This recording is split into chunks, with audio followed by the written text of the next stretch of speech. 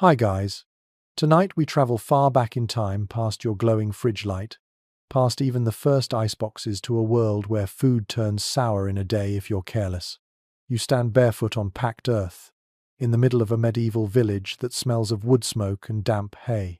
The morning sun is pale, the rooster's impatient, and there's no hum of electricity, no gentle chill of a machine humming in the corner. Everything you eat must survive the fickleness of weather, the hunger of pests, and the unstoppable hand of rot. You probably won't survive this. To be honest, not without knowing a few tricks the peasants did.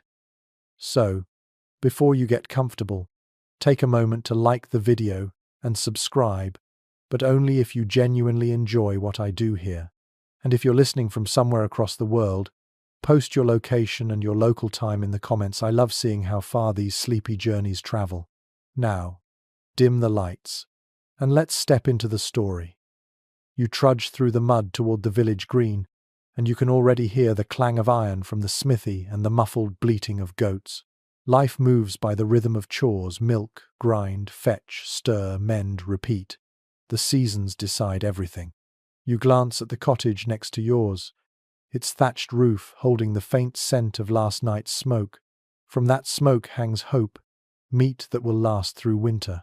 Without preservation, every meal is a race against decay. A turnip left in the sun shrivels to leather. Milk turns in hours. Even bread baked with such effort grows mold before you can finish the loaf.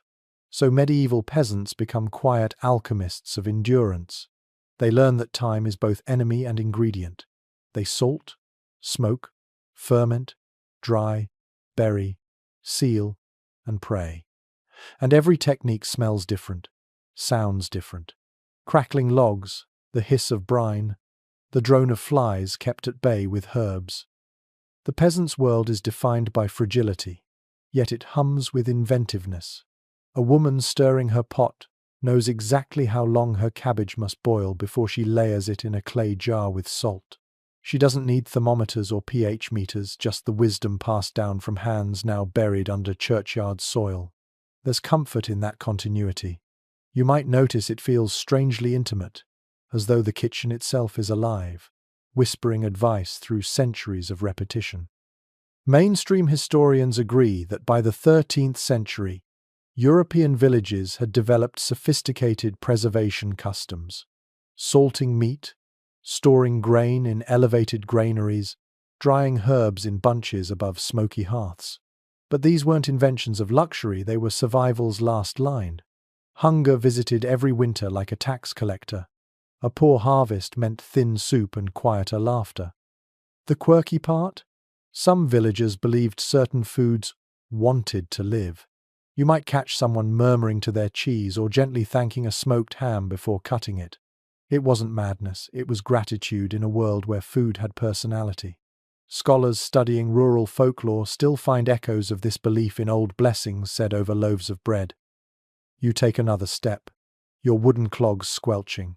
The air is full of scent, peat, manure, thyme.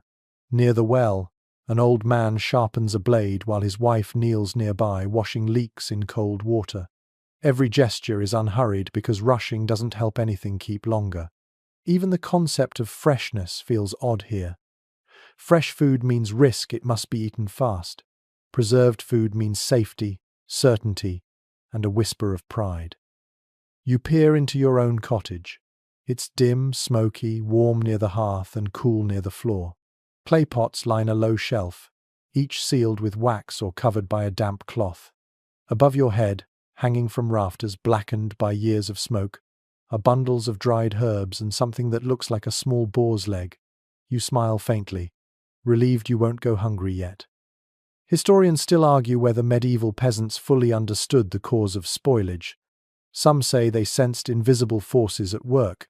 Others think they blamed spirits or imbalanced humors. But you, living it, don't need theories.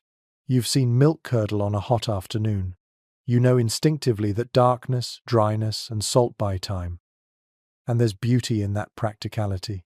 Preservation is art disguised as routine. You don't brag about it. You just know that every jar of pickled onion is a small act of defiance against chaos. Your hands are cracked from lye soap, your back aches, but the satisfaction of hearing a cork pop in midwinter revealing cabbage still crisp, or ale still lively feels almost holy. As night approaches, the day's heat seeps out of the earth. The village quiets except for the croak of frogs by the ditch. You crouch near the hearth, adjusting a pot so that tomorrow's meal will simmer slowly, drawing out the last of the broth's flavour. Tomorrow you'll trade a handful of smoked eels for grain.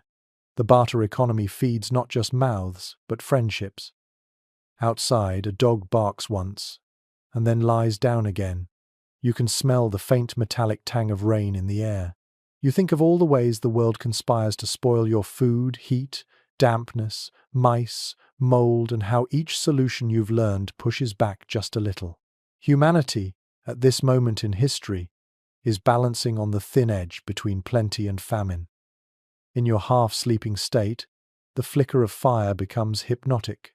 You think about future generations opening their humming refrigerators, never worrying if bread will last the week. They might never know this satisfaction, the quiet pride of storing something well, of winning a small victory over time itself. You breathe in the warm, smoky air and feel yourself drifting, surrounded by the knowledge that survival, here, is handmade. Tomorrow, you'll wake and reach for a slab of salted pork. The crystals will glint like frost under your fingertips, reminding you that even without winter's ice, you've captured a little bit of cold permanence.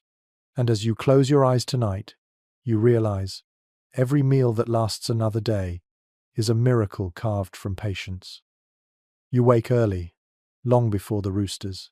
The cottage smells faintly of ashes and damp straw, and there's a thin mist creeping through the open door.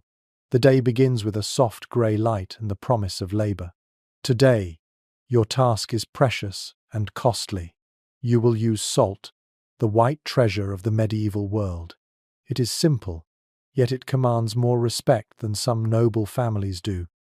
Salt is life. Without it, meat rots, fish stinks, and vegetables collapse into slime. With it, food lasts through the lean months. That is why it travels farther than any pilgrim. Ships cross rough seas to bring blocks of it from southern mines. Caravans wind through mountains, their mules burdened with sacks that glitter faintly in the sunday. Even kings tax it, counting every grain as profit. You, a peasant, might save for weeks just to buy a handful. You scoop some into your palm. The crystals are sharp and cold, like frozen tears. They sting a tiny cut on your finger, and you wince, but you also smile. That sting means safety. When you rub it into a slab of pork, you are locking out death itself. The salt draws moisture away, making a crust that no unseen pest can live in. You do not know the word bacteria, but you understand that what you cannot see, you can still defeat. A mainstream historical fact says that entire towns, such as Salzburg and Lüneburg, rose to power because of salt. People called it white gold, and wars were fought over it. In some regions, salt could even be used to pay taxes or dowries. It flavored more than food. It flavored politics. When you sprinkle it into your brine, you are tasting history's oldest contract. Labor traded for endurance. In your village, salt arrives in small clay pots wrapped in cloth. You keep yours hidden near the hearth, where it stays dry. Sometimes you barter eggs or woven baskets for it. The merchant always counts carefully, his tongue wetting his thumb before each pinch, making sure he gives no more than he must. You do not argue. You know he risks much bringing it here through bandit roads and swollen rivers. The air in your cottage smells of smoke and salt now. On the table lies a small pile of pork belly. You rub it thoroughly, pressing hard so the crystals reach deep. Then you place it into a wooden tub, layering meat and salt in patient rhythm. The sound is faint, like snow falling. You cover it with a cloth and leave it in the cool corner where shadows cling longest. Outside, chickens scratch at the ground. Somewhere down the lane, someone is boiling brine for fish. The whole village hums with quiet preservation. There is no haste, only rhythm. This is a day for patience, not feasting. A quirky fact often surprises modern people. In medieval times, salt was not always white. Some was grey, pink, even brownish, depending on the mine and the minerals within it. In Normandy, for example, salt came mixed with fine clay, which some believed gave it extra strength. You imagine a neighbour insisting that grey salt keeps meat better than white. Maybe he is right. Maybe he just likes to sound wise. You stretch your back and glance at your small stash of dried herbs, sage, thyme, a bit of dill. You decide to crush a handful and mix it into the next layer of salt, adding flavour as well as magic. No one in your time doubts that herbs have protective power. Whether it is their scent driving away evil spirits or their taste masking decay, they belong in every good curing tub. Historians still debate whether salt curing methods were standardized across medieval Europe. Some evidence suggests shared knowledge through monastic networks. Monks kept meticulous records of how long to soak hams, how often to turn barrels, even what kind of wood to use for smoke. Others argue that preservation was a deeply local craft, adapted to each climate and superstition. In truth, both may be correct. You follow no written guide, only what your mother's mother taught with her hands. The afternoon light softens as you walk toward the village well. Your neighbor greets you with a grin, his teeth bright against his tanned face. He holds up a small pot of salt as if it were gold. He plans to cure river fish tonight. You nod approvingly, sharing a look of silent understanding. Salt, after all, is not just food's guardian. It is the invisible thread that binds the community. When you lend a pinch to a friend, it is as meaningful as lending time. The smell of brine follows you back home. You stir it once more, feeling its slick texture against your fingers. Soon the meat will begin to firm, its color deepening, its weight changing. You mark the passage of time, not by calendars, but by transformation. In a few weeks, you will hang these pieces above the fire to dry, the salt having done its quiet work. As dusk arrives, you sit by the hearth, staring into the flames. You think about distant places where salt comes from, caves deep under mountains, vast white fields near the sea. You imagine workers chiseling crystals by torchlight, coughing in the dust, their sweat staining the same element that preserves your meat. You feel strangely connected to them. Across continents and centuries, you are both fighting the same decay. The night grows cold, and the salt tub gleams faintly in the dark. You listen to the crackle of burning wood and the faint hoot of an owl outside. Tomorrow, the same work will continue. More rubbing, more layering, more patience. There is no invention here, no new trick, only repetition perfected over time. Yet it feels almost sacred. You lie down at last, the scent of salt and smoke clinging to your hair. You dream of ocean winds and shining crystals, of an endless supply that never runs out. But when you wake, you will still measure each pinch carefully, because here, in your fragile world, a little salt is worth its weight in hope. The next morning greets you with the soft crackle of firewood and a haze of grey smoke coiling near the rafters. It clings to everything you own, from your wool tunic to the drying herbs above the hearth. You cough lightly, yet the smell is strangely comforting. Smoke is a friend here, one of the few that never abandons you in winter. Today, you will make it work for you. You drag a small stool closer to the hearth and peer upward. A thick beam stretches across the ceiling, dark with centuries of soot. From it dangle strings of sausages, slabs of meat, and bunches of herbs that sway gently whenever a breeze slips through the cracks in the wall.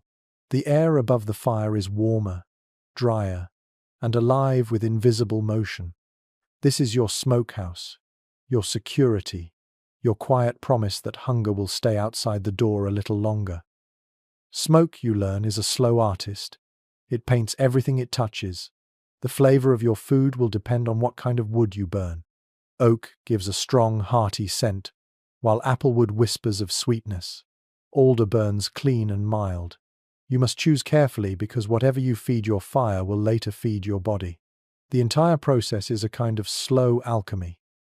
Mainstream historians note that smokehouses were common by the High Middle Ages, sometimes built as separate huts with small vents and dirt floors.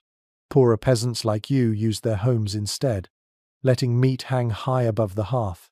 The smoke not only dried it but also coated it in antimicrobial compounds that few could name, but everyone trusted. It was science without vocabulary, chemistry performed by instinct. You reach up, feeling the heat on your arm as you adjust a slab of salted pork. The outer layer has darkened, sticky to the touch, the salt drawing out moisture that now glistens like dew.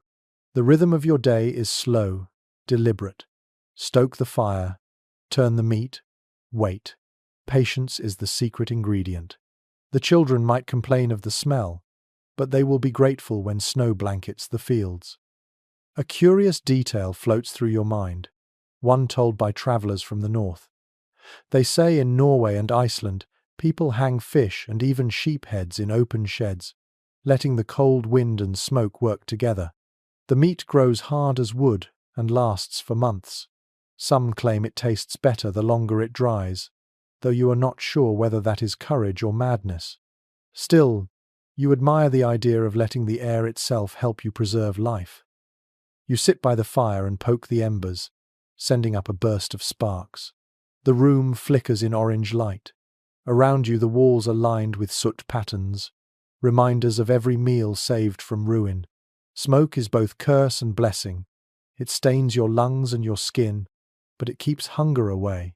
You breathe deeply and decide the trade is fair. Historians still argue whether medieval villagers smoked food mainly for taste or preservation. Some evidence suggests that it began as a way to keep insects and rodents from infesting hanging meat. Others insist that flavor was always the hidden motive. You do not see the difference. To you, survival and taste are the same thing. A well-smoked ham makes the long months of cold easier to bear. You listen to the faint hiss of sap in the wood. The logs pop, sending small sparks into the air. It is almost like rain, but warmer, friendlier. Your eyes sting a little, yet the rhythmic motion of fire calms you. It is hypnotic. You can almost feel time slowing down as the smoke curls upward. Outside, the fields are quiet. Autumn leaves scatter along the path to the granary. Somewhere, someone is singing softly as they mend a fishing net. The entire village is busy securing the future, one small task at a time. A salted ham here, a barrel of dried beans there. It is collective patience, a quiet war against hunger fought with smoke and salt instead of swords. You remember the first time you tried smoking meat on your own. The fire burned too hot, and the ham turned bitter. You were embarrassed, but your neighbor laughed kindly and said, "The smoke must kiss, not bite." You never forgot that. Since then, every time you light a fire, you think of it as a conversation rather than a command. The smoke listens if you are gentle. As dusk approaches, you hang another cut of pork and close the shutters to keep out the damp air. The room glows faintly through the haze, a floating golden mist. Your hands smell of wood and salt, and you feel proud in a quiet, steady way. No one will write your name in a book, but your work will feed the living. That is legacy enough. You glance toward the small window. The last light of day glints off the surface of a wooden bowl filled with ash. You will use it later to seal a jar of beans, or maybe to clean the pots. Nothing is wasted here. Everything, even smoke, becomes useful. Before sleep, you check the fire one last time. The coals glow like a red heartbeat. The air is thick, but you are used to it. You lie down on the straw bed, close your eyes, and still see the patterns of light dancing behind your eyelids. The smell of smoke wraps around you like a blanket. Tomorrow, the meat will be darker, firmer, safer. You smile faintly. In your dreams, the smoke turns to fog drifting over fields, and you imagine the entire village sleeping under a single, shared haze of protection. The night hums softly, and hunger stays away, waiting patiently for a mistake that never comes. The morning light creeps through the small window, painting a pale stripe across your table.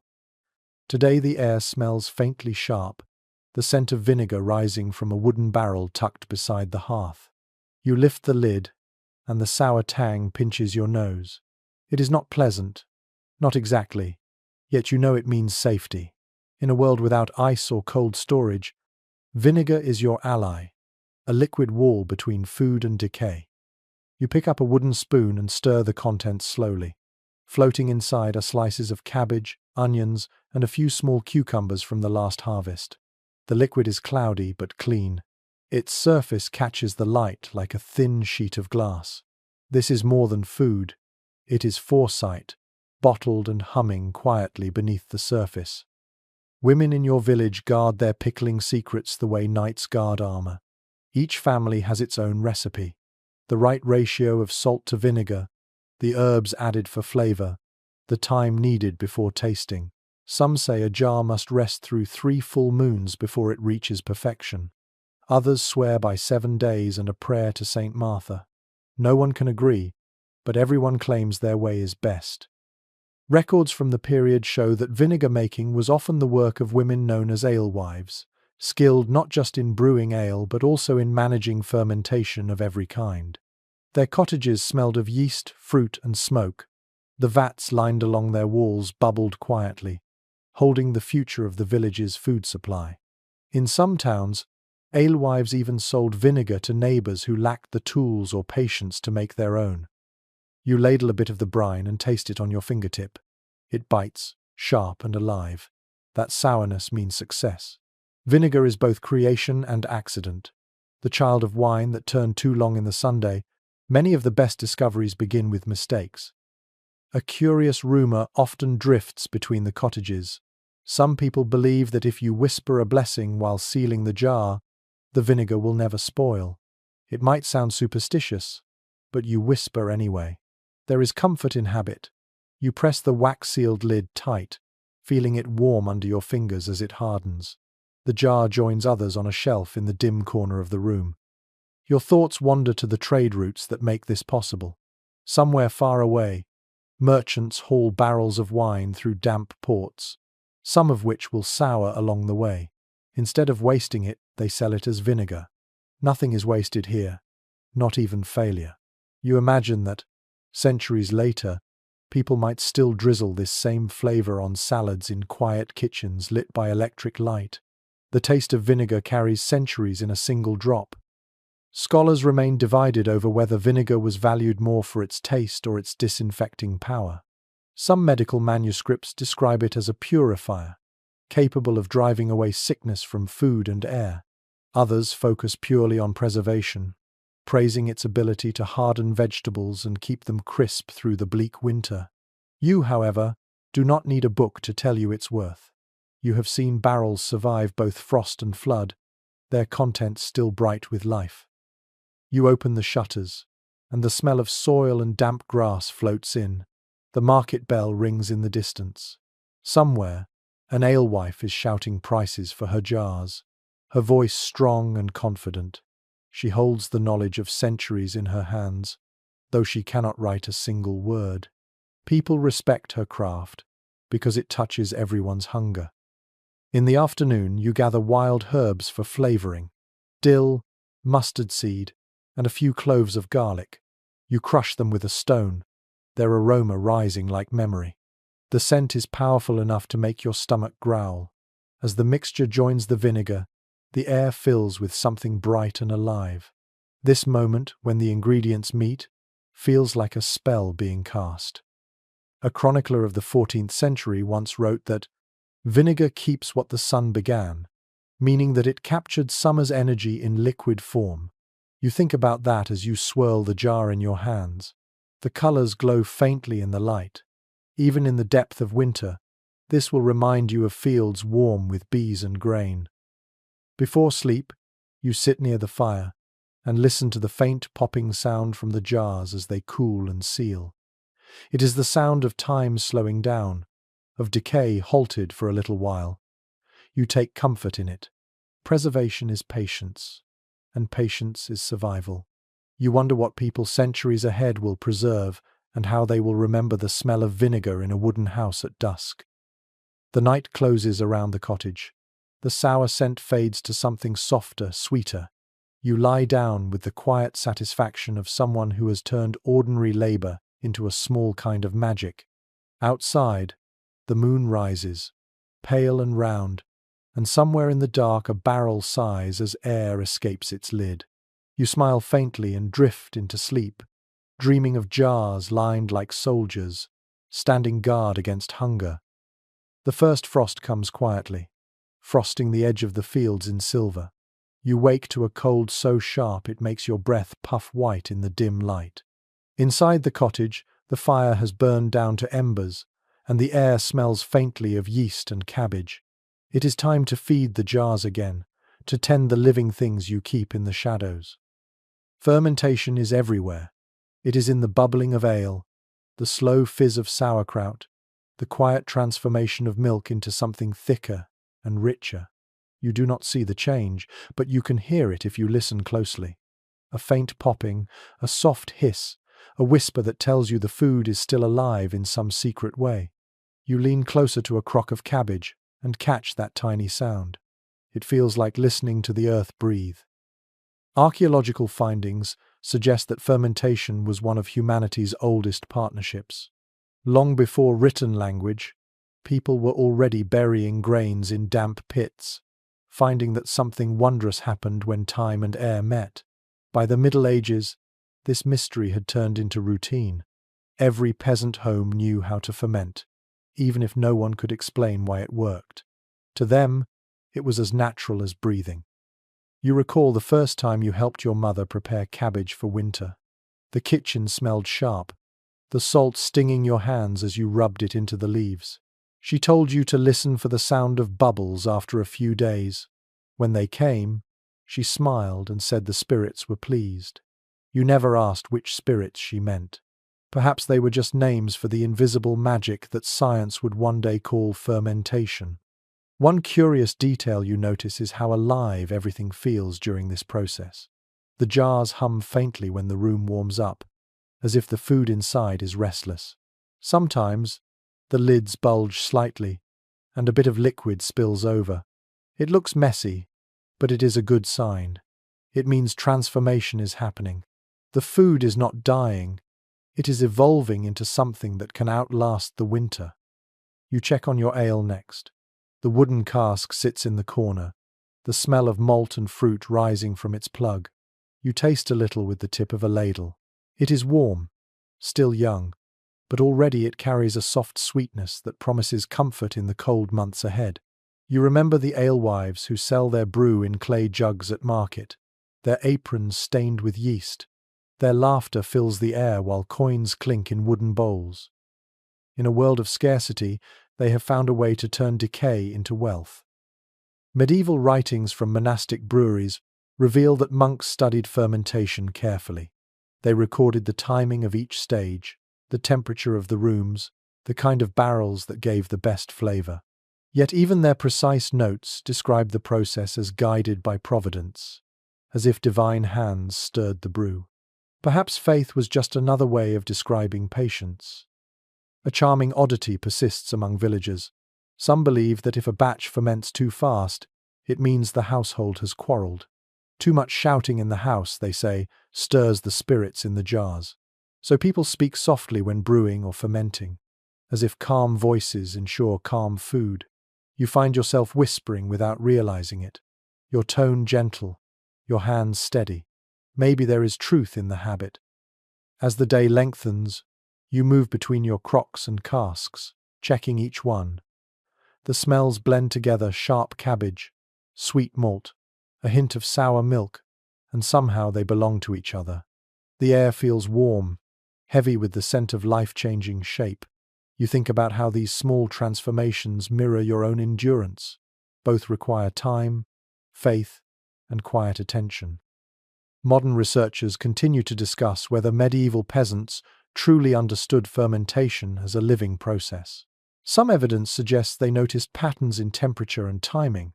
Others believe they relied only on observation and luck. Either way, they learned what mattered most: how to listen, how to wait, and how to taste for readiness. You realize that knowledge can be perfect without being written. You pour a small cup of ale and sit near the fire.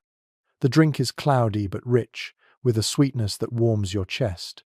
The bubbles tickle your tongue, proof that something unseen has worked its quiet miracle. You smile to yourself, thinking how strange it is that you can consume life in this way, food and drink still softly alive, feeding you with their motion. Outside, frost still coats the ground, glittering under the moonlight. Inside, your jars and barrels hum softly like a chorus. Each sound marks another moment conquered, another meal made safe. You pull your wool blanket around your shoulders and close your eyes, feeling grateful for every unseen helper, yeast, bacteria, air, time, all the quiet collaborators that keep hunger at bay. The night deepens.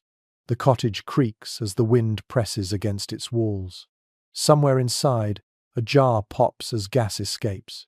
It startles you at first, then makes you laugh. The sound is a promise. Your food is alive, and so are you. You settle back down, lulled by the faint, bubbling rhythm that fills the silence. In a world without machines, that gentle hiss is the sound of survival. The sun returns at last, slow and golden, melting the last of the frost from the thatched roofs. You step outside, and the air tastes clean again, washed of smoke and snow. The fields beyond the cottage shimmer with a green so tender it almost hurts to look at. You take a deep breath and smile, because this is the season of drying, of turning sunlight itself into a tool. You carry a basket of small fish towards the stream. They are slick in your hands, cold and faintly metallic.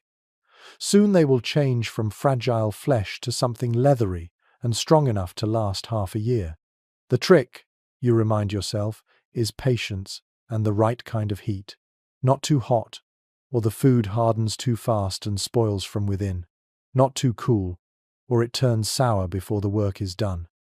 Chroniclers of the 14th century recorded how peasants in coastal towns spread fish along wooden racks, letting the wind and sun do the work of fire. Inland, others sliced apples, pears, and plums, laying them out on linen sheets or woven mats. Drying was a rhythm of breath and light, a slow dance between warmth and waiting. You imagine that if you listen closely, you could hear the sound of water leaving the fruit, a quiet sigh of surrender. A curious practice from the southern villages tells of people placing their drying trays on rooftops lined with rosemary branches. The scent from the herbs kept flies away, and some believed it also blessed the food with protection.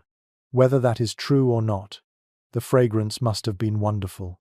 You consider trying it yourself. You walk back to your yard and lay your fish in neat rows across a clean net. The smell is sharp, but the breeze softens it. Each scale catches the sunlight like a tiny mirror.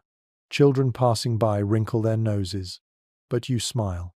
In a few days, that same smell will mean nourishment, not waste. You hang fruit beside the fish. A strange combination, perhaps, but every bit of space matters. Archaeological discoveries from medieval marketplaces suggest that dried goods were traded far more widely than most imagine. Dried peas, herbs, and salted fish traveled hundreds of miles along rough roads. Merchants packed them in sacks lined with straw or cloth soaked in oil to keep out moisture. These humble goods were the backbone of commerce long before anyone had heard of canned food. The dried smell of summer-filled wagons that rolled through snow. An odd little belief lingers in your village. If the first batch of dried fruit of the season shrivels evenly, the harvest will be kind. If it dries unevenly or turns black, the year will bring storms. You do not know if that is true, but when you check your plums, they are perfect, soft and golden at the edges. You decide that is a good omen. You work slowly, turning each piece when the sun rises high. Sweat beads along your neck, but it feels pure, earned. This is the kind of labor that hums quietly in your bones. No tools needed, no strange chemicals, only patience and air. You are reminded that nature can be an ally if you move in its rhythm instead of rushing it. Some modern historians point out that drying was not just about survival, but also about culture. In regions where sunlight was generous, dried fruits appeared at feasts as rare treats. a glimpse of summer in the dead of winter.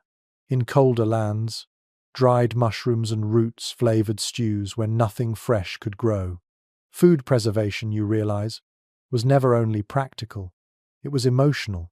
Every jar, every bundle of dried herbs, carried memories of sunlight.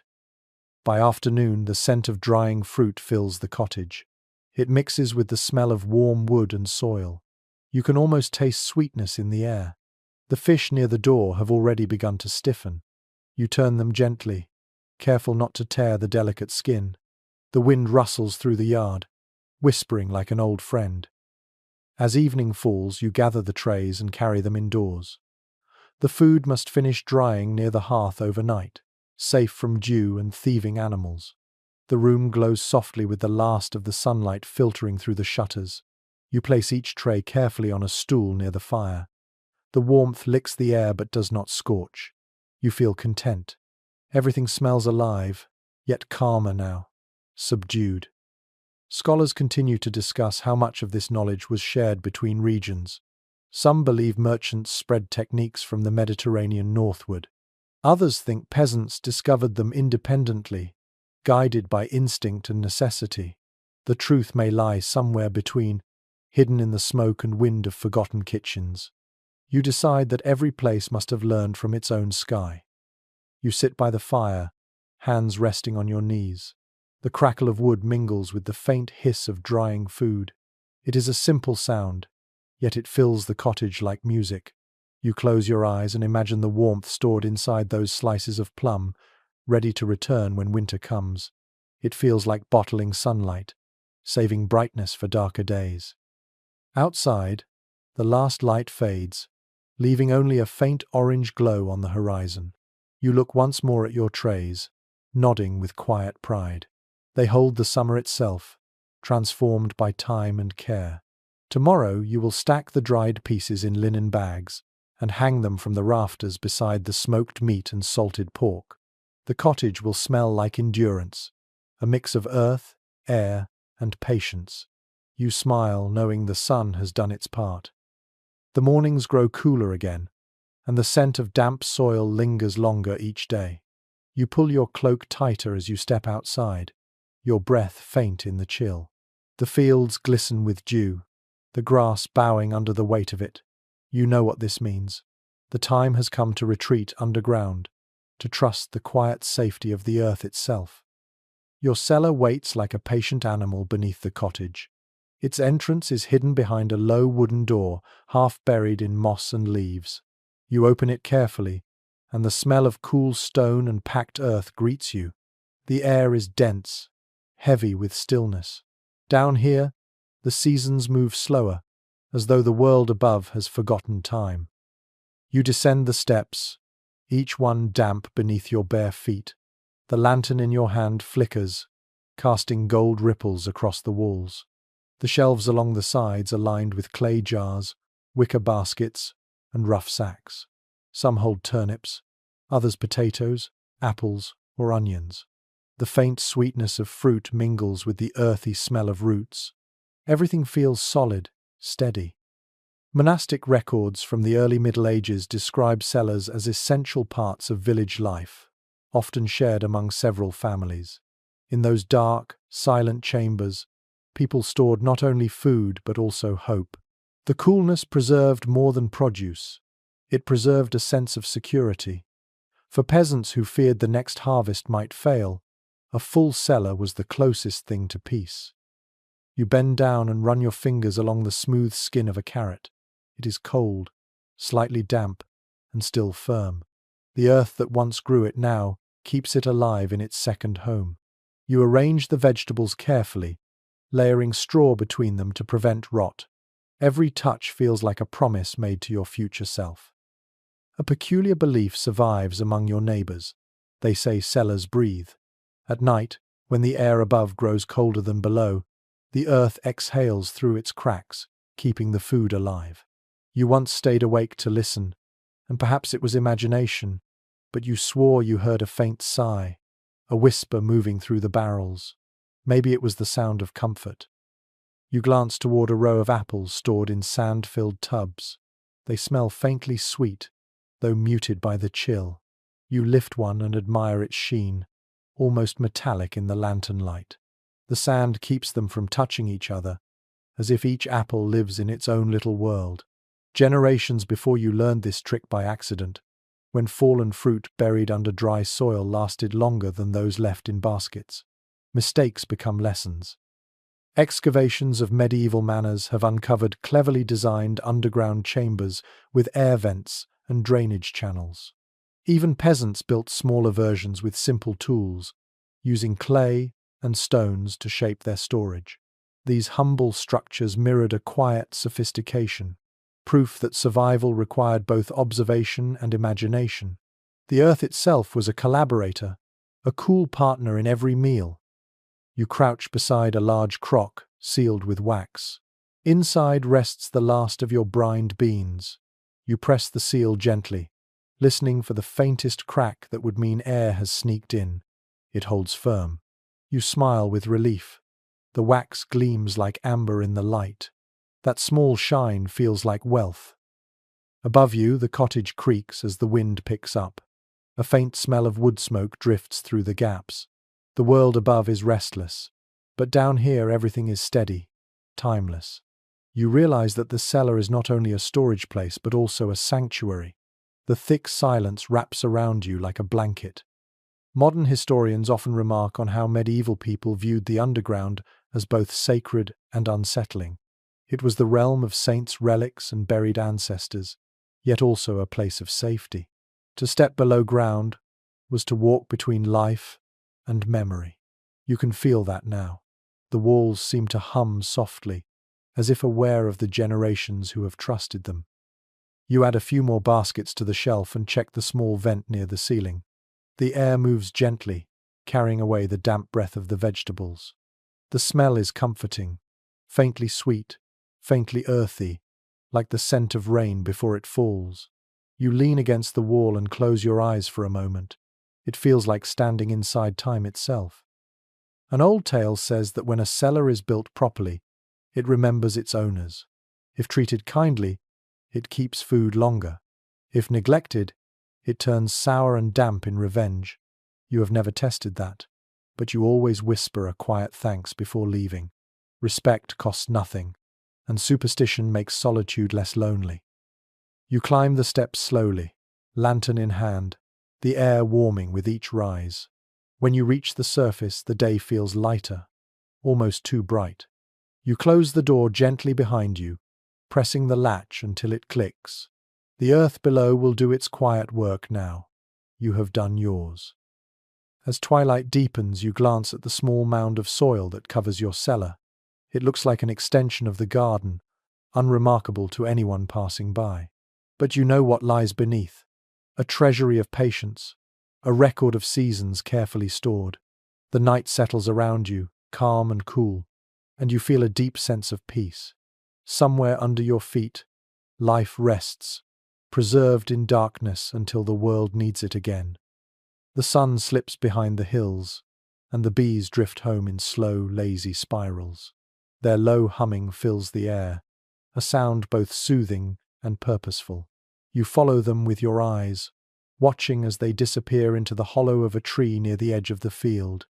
There, inside that living cathedral of wood and wax, lies the sweetest treasure your world knows: honey. You walk closer, careful not to disturb them. The scent of wildflowers clings to the air, mingling with the faint musk of warm wood. It is late summer, the last gathering before the cold months set in. You can feel the season shifting in the breeze. Soon the bees will slow, and you must take only what you need, leaving enough for them to survive. Medieval records from abbey beekeepers describe honey as both food and medicine. Monks guarded hives in stone-walled gardens, collecting the golden liquid with reverence. They used it to sweeten ale, to dress wounds, and to seal fruit in glazed jars. To them, honey was a kind of divine proof that nature still loved humanity. You believe that too as you reach toward the hive and smell the thick, sugary air. A local superstition says that you must always tell the bees when someone in the family dies. If they are not informed, they might abandon the hive. So, People whisper to them gently, as to old friends. You smile at the tenderness of it. Perhaps the bees like to feel included in the story of the household. You lift the comb carefully, the wax warm under your fingers. It glistens in the sunlight, golden and translucent. A drop of honey slips free and lands on your wrist, sticky and glowing like molten glass. You taste it, and it is pure sunlight, the memory of every flower in the valley. The sweetness fills your mouth, smooth and comforting. Archaeologists have found sealed jars of honey in ancient tombs, still edible after thousands of years. That small miracle explains why people once believed honey could cheat time. In your world, it feels like the closest thing to immortality. You seal fruits and nuts inside it, trusting that its thickness will hold back decay. Even when everything else spoils, honey remains steady. You sit by the edge of the meadow with your small pot of gold. Around you, the world hums softly. The bees drift in and out of their hive carrying more than pollen. They carry the secret of endurance. You think of the times honey has healed wounds in your village, spread thick over cuts and burns. It keeps away rot as if it knows something the rest of nature forgets. Chroniclers of the 13th century noted that honey often replaced coins in rural trade. A pot of it could buy a sack of grain, or even a lamb. Sweetness, it seems, had value beyond pleasure. In the lean months, it could mean strength, warmth, or the difference between sickness and health. When you barter with honey, you are offering time itself. One curious custom still amuses you. At midsummer festivals, villagers sometimes shape small wax figures and float them in bowls of water, asking for good luck in harvest. If the wax melts evenly, fortune smiles. If it tilts or cracks, trouble lies ahead. You tried it once, and the wax drifted in perfect circles. You have trusted honey ever since. You return to the cottage with your jar wrapped in cloth. Inside, the air is cooler, and the scent of smoke lingers from the morning fire. You pour the honey into a clay pot, watching it fold and settle like slow amber. It catches the firelight, glowing softly. You seal it with a disc of wax and set it beside your vinegar jars. Together, they form a small army against decay, sour, sweet, and eternal. Modern historians write that medieval beekeeping was a delicate craft, often shared between farmers and monasteries. The knowledge passed through whispers, gestures, and observation rather than ink. People learned by listening to the hum, by watching how bees behaved when storms approached. It was science wrapped in song. As night deepens, the bees quiet, their hive a still shadow under the trees. You sit by your window, looking out at the stars. They seem to shimmer with the same light that hides inside the honey jar. You think of the bees asleep in their wax chambers, unaware of how much they have given. You whisper a soft thank you, just in case they can hear. The cottage feels peaceful. The world outside hums with life, yet inside, everything is calm. You dip a finger into the jar one last time and taste the sweetness again. It is as if the whole summer is resting on your tongue. You close your eyes, letting the warmth settle into your chest. Tomorrow, you will share a spoonful with your neighbor, and for a moment, the hunger of winter will seem very far away. The morning begins quietly, with mist curling low over the fields and a soft drip of dew from the eaves. Inside your cottage, the fire has been rekindled, and the air smells faintly of milk and smoke. Today is for transformation, for turning something fragile and fleeting into something that endures. You stand before a pot of warm milk and wonder, as countless others have, who first dared to let it spoil on purpose.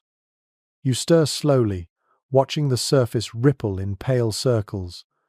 A faint sweetness clings to the air, mingled with the scent of wood ash. You add a few drops of something sour, perhaps vinegar from your own barrel, or a bit of whey saved from yesterday's batch. The change happens quickly. The milk thickens, curdles, separates into white clumps and golden liquid. It is a small miracle, quiet and complete. Medieval household accounts from both manor kitchens and monasteries mention cheese-making almost daily. It was a craft born of necessity, practiced wherever milk flowed faster than people could drink it. Cheese was milk made eternal, a portable harvest of the barnyard. Some monasteries became so skilled that their wheels of cheese travelled across Europe as prized trade goods. You lift the curds gently with a cloth, tying the corners and hanging the bundle near the fire. The liquid drips slowly, steady as a heartbeat.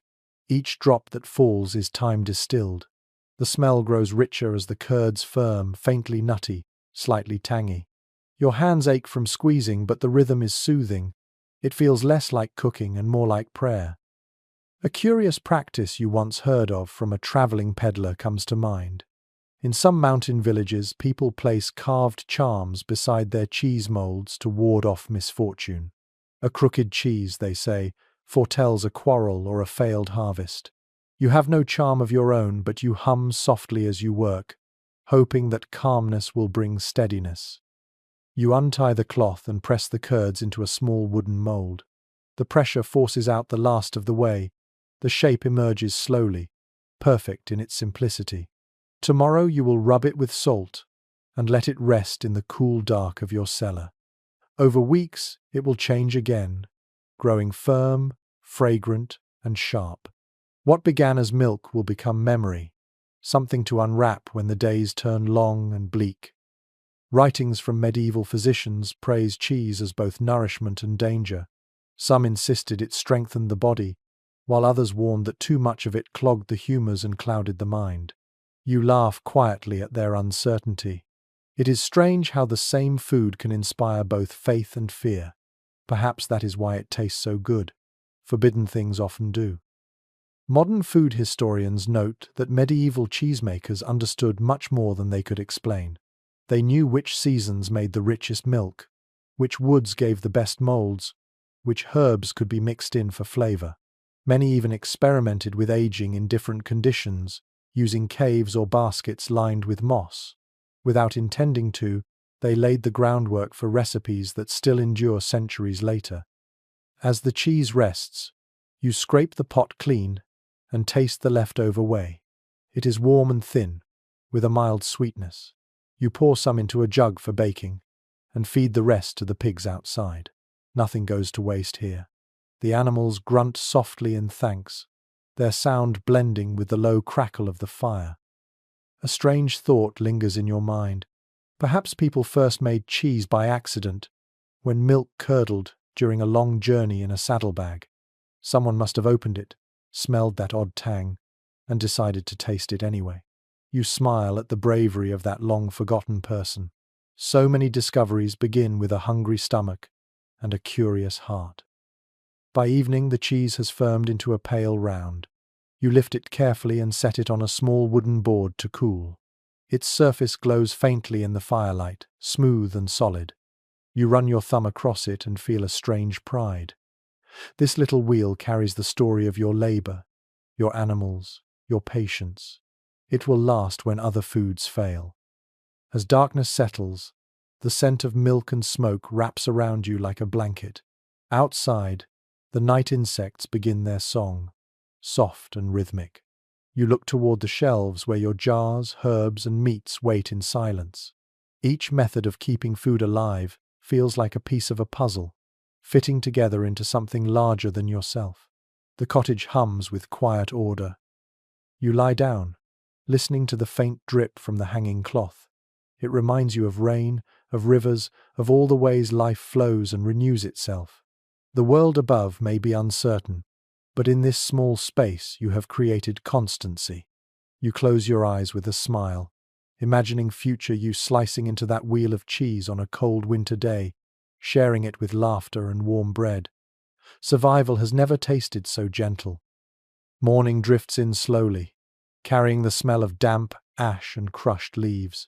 You wake to a faint rustle above the hearth, where herbs hang in tight bundles, their edges curled and crisp. Each bunch releases a whisper of fragrance as the air warms. Thyme, sage, mint, and marjoram fill the cottage with a scent so green it feels alive. This is not just decoration. These are your guardians, your pharmacy, and your pantry all in one. You rise, stretch, and run your fingers along the dried leaves. They crumble slightly, releasing a dust of scent that tickles your nose. Herbs are the quietest kind of wealth. They grow freely and ask for little, yet they flavor every meal, heal every wound, and sometimes, if you believe the old stories, drive away the devil himself. Manuscripts copied by monks describe how herbs were dried carefully above slow fires or in windowed lofts where sunlight could reach them but not scorch them. The records list thyme for courage, rosemary for remembrance, and sage for long life. These notes are part recipe, part prayer, written in careful Latin by candlelight. You imagine a monk pausing to inhale the same scent that now fills your home, smiling at its power. You pull a pot closer to the fire and sprinkle in a pinch of herbs to season a stew. The smell deepens immediately, turning the humble broth into something generous. Every pinch of dried green feels like a conversation with summer, a reminder of warm fields and buzzing bees. You close your eyes for a moment and remember harvesting them, your hands sticky with resin, your hair full of the smell of crushed leaves. An odd little belief from your grandmother comes to mind. She used to say that basil brings love, but only if planted by a woman who sings. You remember her soft humming in the garden, her voice mixing with the sound of insects. You never knew if she truly believed it, but you still find yourself humming when you hang new bundles to dry. Old habits carry comfort. You move toward the back of the room where a jar of ash sits on a shelf. It is fine, grey, and cool between your fingers. You use it not just for cleaning pots, but for sealing jars. When poured over certain foods, it keeps air away, holding back the creeping hand of decay. People in your village trust it as both tool and talisman. Ash from the hearth, they say, carries the spirit of the home. Excavations of medieval kitchens reveal layers of ash beneath cooking areas, mixed with herbs and bones. Archaeologists believe it was more than waste. It was ritual, a way to purify the space where food was made. You like to think of it as gratitude, a thank you whispered into the soil and fire. You crush more herbs into a small bowl, the scent growing sharper. Each one has a purpose. Sage dries the air around meats. Mint keeps flies away. Lavender soothes sleeplessness. You mix them together and feel like a magician brewing calm out of leaves. You tie the bundle with twine and hang it near the door to protect the home from illness. Whether or not it works, it fills the room with sweetness. Writings from medieval herbalists like Hildegard of Bingen describe herbs as voices of creation, each one holding a message from the earth. You think of that often when you work. Every leaf has a shape that feels deliberate, as if nature left you notes in green ink. When you crush thyme between your fingers, its warmth travels straight to your heart, and you find yourself smiling for no reason. A traveler once told you that in some distant lands, people dry herbs mixed with salt and ashes to preserve fish. The combination draws moisture away while adding flavor. You tried it once with river trout, and it worked beautifully. You remember the taste even now, rich and smoky, the hint of thyme lingering long after. Such small experiments make life less dull. Modern scholars point out that herbal preservation was more than a culinary habit. It blurred the line between medicine and cooking, showing how deeply medieval people trusted nature to heal and feed them at once. They saw no difference between kitchen and apothecary. To flavor food was to protect life. You nod at that thought, stirring your pot gently as the herbs bloom in the broth. The room feels warmer now, fragrant and alive. You glance up at the bundles above you, their shadows dancing gently in the firelight. They look like blessings suspended in air. The simple act of drying and saving what the earth gives has turned your home into a living archive of the seasons. As evening falls, you take one of the dried bundles and crush it into a fine powder. You sprinkle it into a small jar of oil, swirling until the liquid turns green gold. The scent fills the space, soft and soothing. You dip a cloth into it and wipe your table clean, smiling at how even cleaning becomes a kind of ritual. When you finally sit by the fire, the air feels heavy with comfort.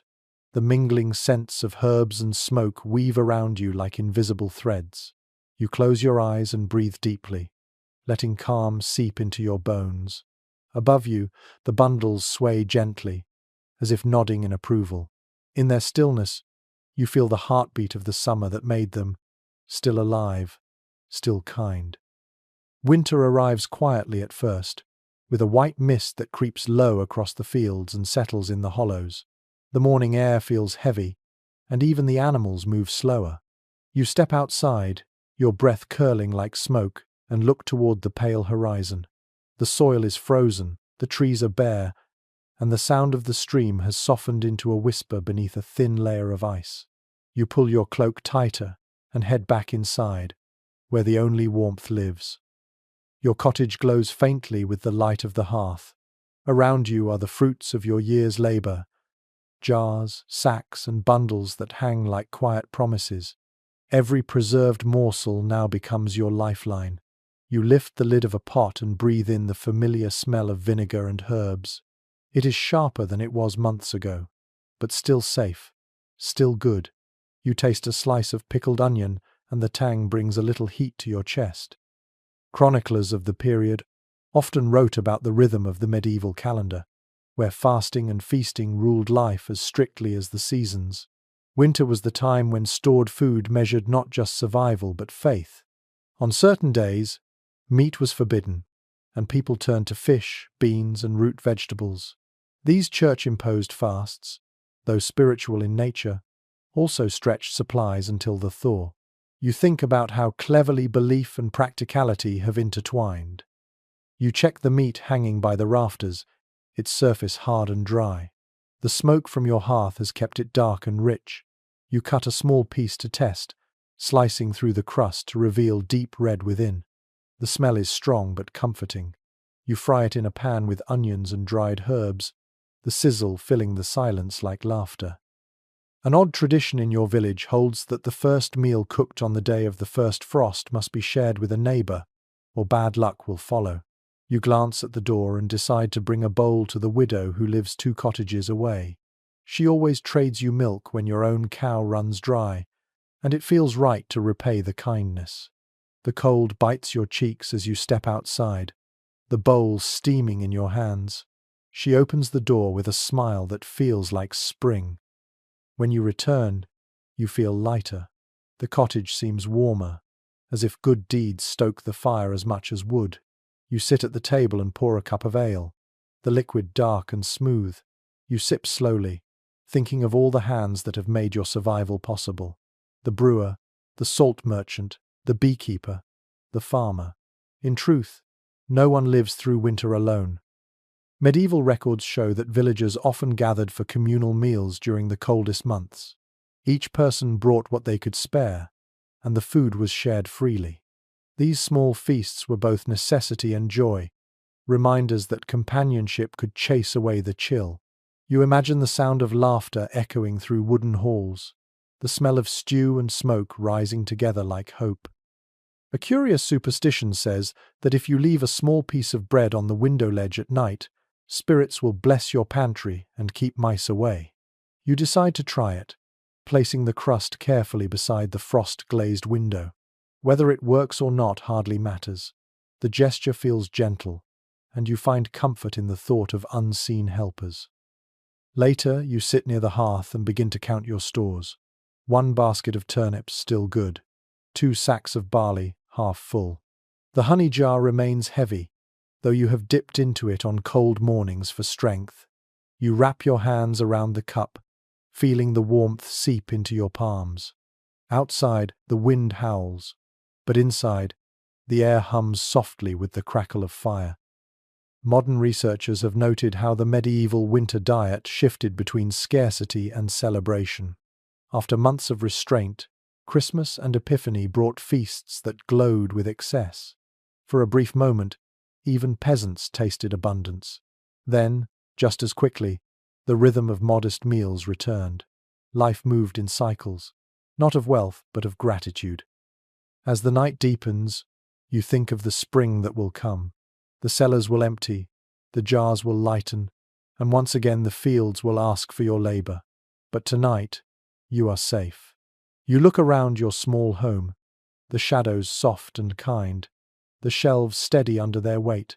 Everything you save now saves you in return. You lie down close to the fire, listening to the slow rhythm of the logs. The air smells of herbs and smoke, faintly sweet. Through the window, the moon glows pale and round, lighting the frost outside like silver dust. You close your eyes with a quiet sigh, the warmth of your work wrapping around you. Winter may be long, but you have already won half the battle.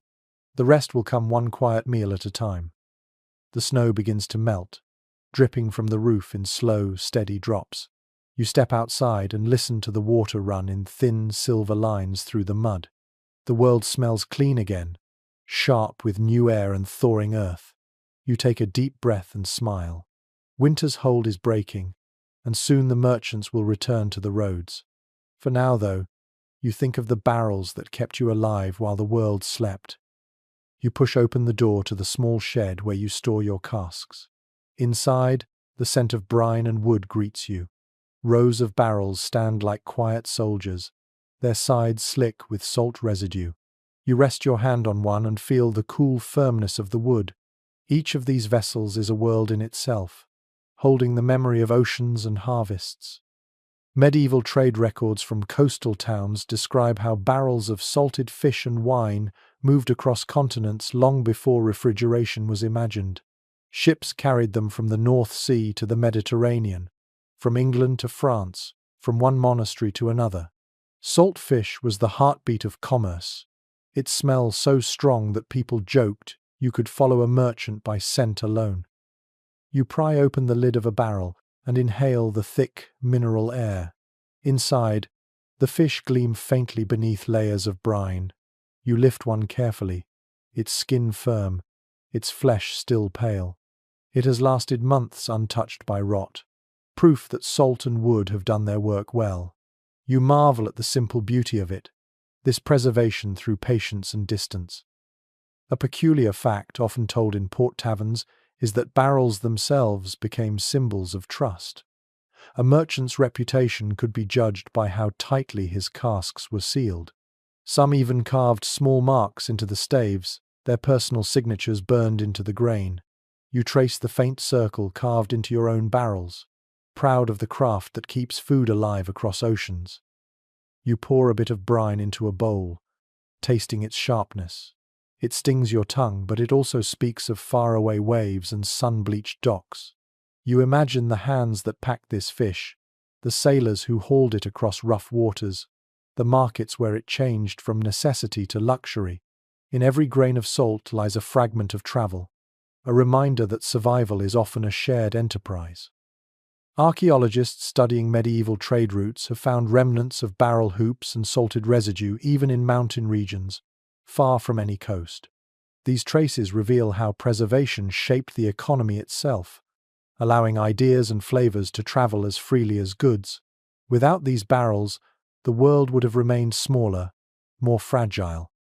You fill a jug from one of the wine casks and take a sip. It tastes faintly of oak and thyme. Wine, like fish, carries its own memory of motion.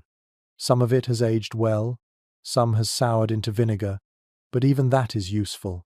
Nothing truly goes to waste when every change becomes a new tool. A traveler once told you that in Venice, certain merchants grew rich by trading only in barrels. They never touched the food inside, yet their influence reached kings. You find that strangely poetic. The container itself, once just wood and iron, became a symbol of power. Preservation, you realize, can shape not just meals but entire empires. Modern scholars suggest that the rise of preserved trade goods marked one of the first forms of globalization. Salted fish from northern waters ended up on southern tables. Olive oil from Italy reached English abbeys. Each barrel carried not only food but culture, taste, and language. You imagine how strange and thrilling those foreign flavors must have felt to people who never left their villages. You close the lid of the barrel gently and sit for a while in the dim light. The shed smells of wood, salt, and faint sweetness from the wine. Outside, birds call to each other as the air warms. You think about how preservation connects the humble peasant and the distant merchant, how both depend on patience and craft. The world is stitched together by barrels and trust.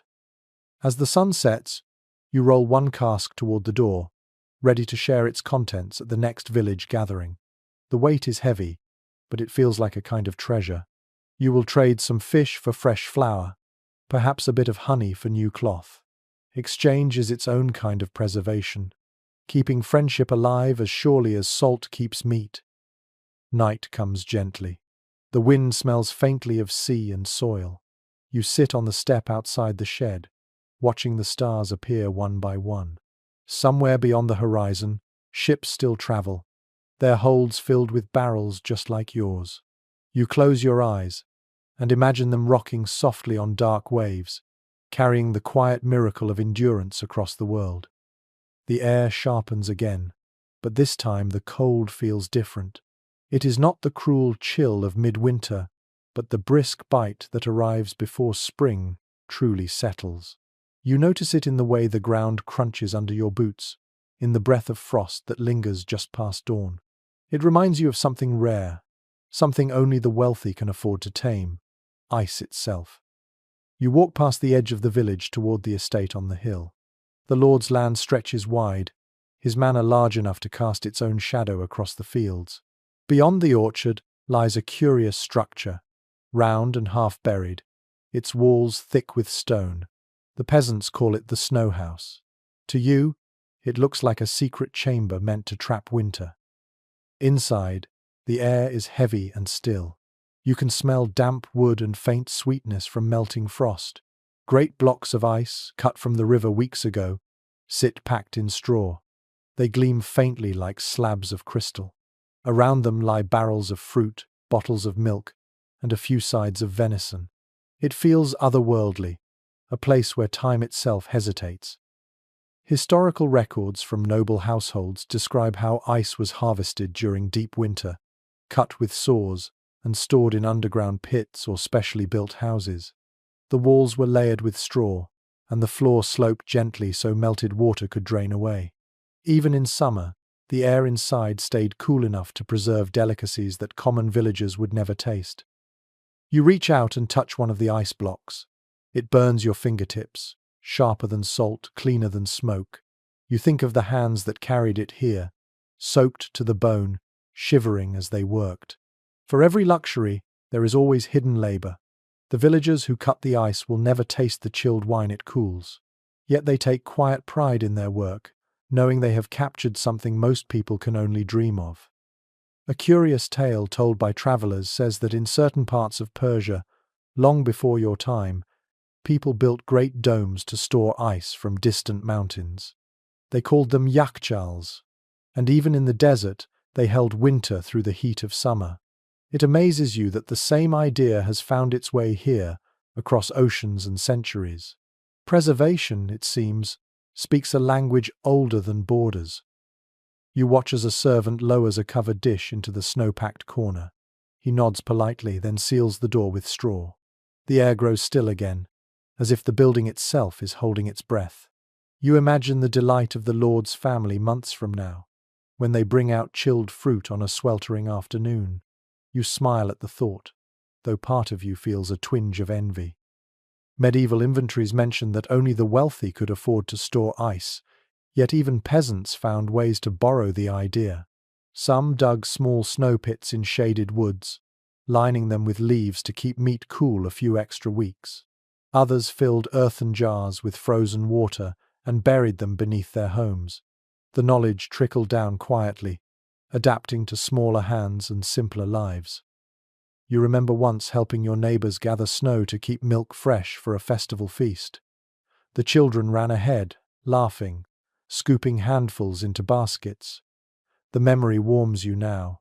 The milk lasted longer than usual, cool enough to mix with honey without spoiling. The celebration that followed felt brighter, as if the cold had given you a gift. Modern scholars point out that these early ice houses were the beginning of controlled temperature storage, a step toward what future generations would call refrigeration. You find the thought strange and wonderful. To you, this frozen chamber is magic. To them, it will be science. Yet the feeling of awe will remain the same. You step back into the sunlight, blinking as your eyes adjust. The warmth feels heavier now after the chill inside. A few servants carry fresh straw toward the snow house, their laughter echoing through the yard. You catch a fragment of their conversation. They plan to sneak a sliver of ice later, to drop into their ale. You pretend not to hear. Everyone deserves a small luxury now and then. As you walk home, you think about the strange relationship between wealth and preservation. The peasants use salt and smoke because they must. The nobles use ice because they can. Both, in their own way, are chasing the same dream: to keep life from slipping away too quickly. The difference is only in tools, not in hunger. By the time you reach your cottage, the sun has dipped low, painting the snow in gold. You sit by the fire and hold your hands out to the heat. The thought of cold inside a house built to hold warmth feels almost poetic. You close your eyes and imagine your own cellar filled with frost, your jars resting against a chill that never fades. For a moment, you feel the touch of luxury, quiet and fleeting, like a cold breath on the skin before sleep. Outside, the wind carries the faintest scent of pine and snow. You listen to it hum through the cracks, and you realize that even without ice, your world still knows how to keep things alive. It does not need marble chambers or servants, only patience and the cleverness of those who refuse to waste what they have. You smile into the firelight, thinking that perhaps you have captured your own version of winter after all. The bells from the small stone church ring out across the valley, their sound drifting through the morning mist. You pause in your chores, listening to the echoes fade among the hills. It is a holy day, one of fasting, though you have already eaten a crust of bread and a sip of ale to keep the chill from your bones. You wipe your hands on your apron and glance at the shelves where your food waits in silence. Religion, you realize, touches every meal you take. You kneel beside the hearth, stirring the pot that hangs above the coals. Inside is a thin vegetable broth, flavored with onions, turnips, and a little dried parsley. No meat today. The church forbids it, as it does on many days throughout the year. To modern ears it might sound like deprivation, but for you, it is balance. These rules keep the pantry steady until spring, when the fields wake again.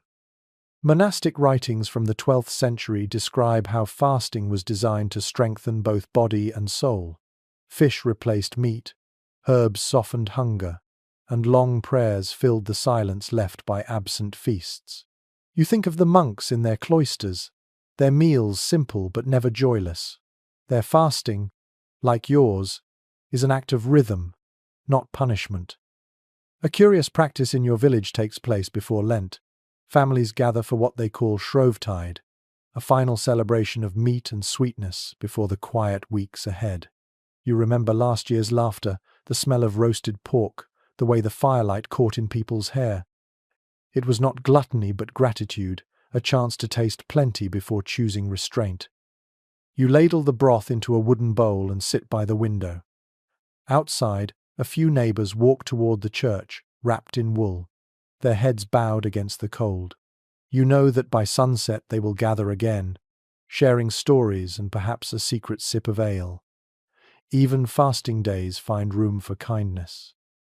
Medieval parish records show how closely the church calendar shaped daily eating. Out of 365 days, nearly half were marked by fasting or abstinence. To survive that rhythm required careful planning, clever storage, and a deep trust in preservation.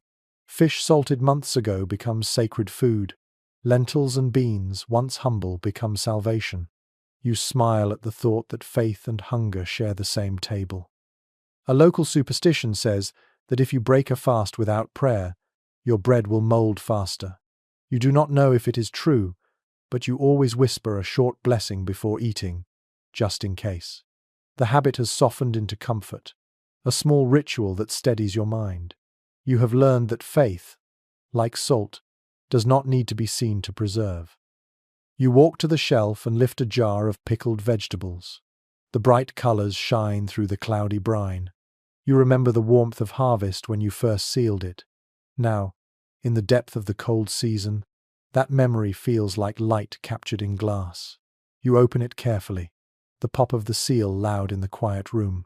The smell of vinegar rises, sharp but alive. You eat slowly, each bite a reminder that patience feeds the soul as much as the stomach. Writings from early theologians often debated whether pleasure in eating was sinful.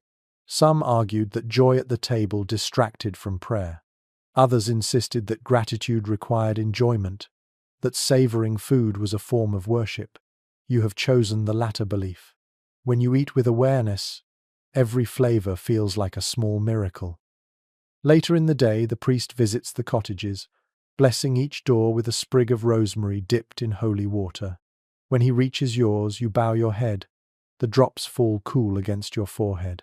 He notices the herbs drying above your hearth and smiles knowingly. You think of how faith and food intertwine, each sustaining life in a different way. Modern historians often remark that fasting shaped medieval society as much as farming did. By forcing people to ration, it created patterns of trade and community that lasted for centuries. You find comfort in that idea. What seems like sacrifice is actually structure, a rhythm that keeps chaos at bay.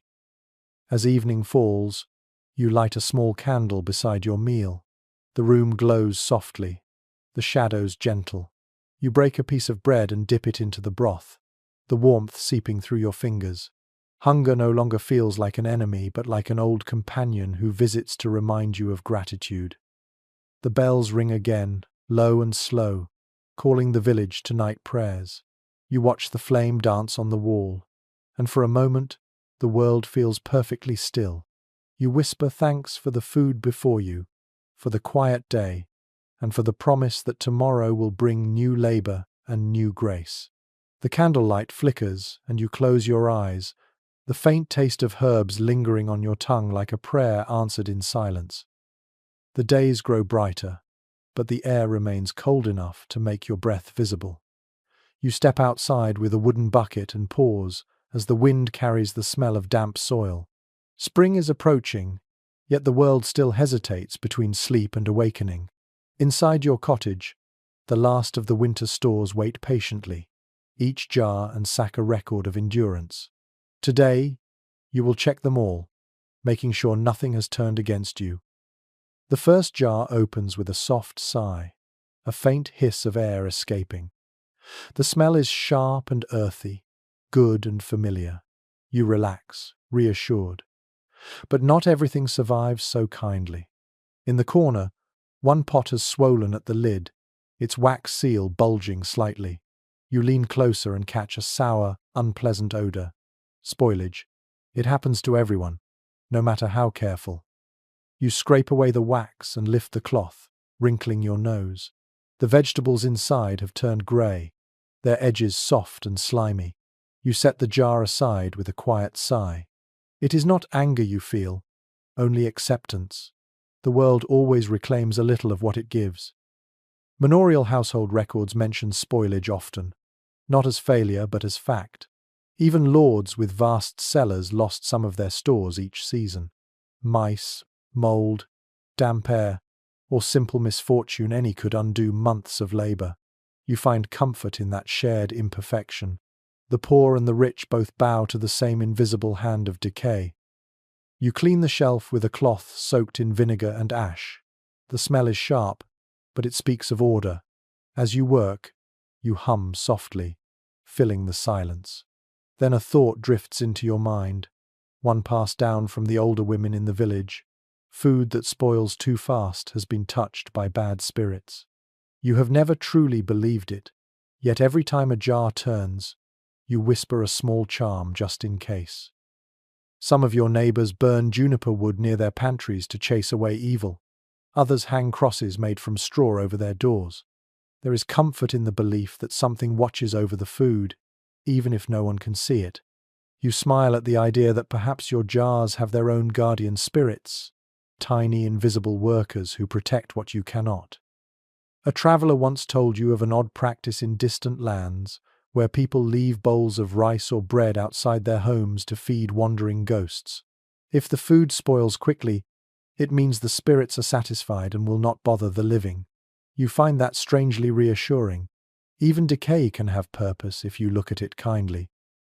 Modern historians have written that medieval people blended faith, superstition, and observation so completely that they rarely saw the difference between them.